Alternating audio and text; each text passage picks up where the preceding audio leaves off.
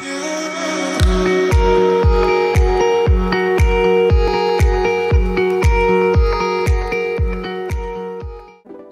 everyone, it's Melanie. I'm going to show you how to do cute voluminous date night curls.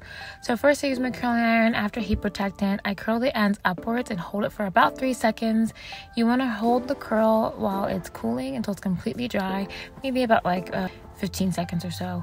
Then I spray heat protectant again, give a nice brush and curl upwards. I hold the curl for about 3 seconds and then I hold it. If you don't want to wait, you can use a clip to hold it. If you have clips, just make sure that you wait until the hair is nice and cool to unclip. So I go ahead and I curl the ends upwards. Make sure you're holding the curling iron completely horizontal so that you're not creating a spiral, you're just creating a flat curl.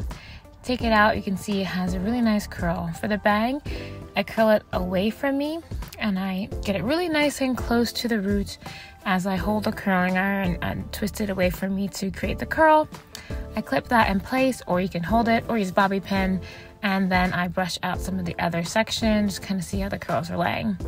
I do this and it creates a really nice wave, face framing wave curtain bang situation. On the other side, you want to do the same thing with all the curls. Use the curling iron the same exact way on the bang, and then I take my loose serum and just smooth everything back down. A little bit of light holding spray just to keep the curls in place, brush it out, and there you have it.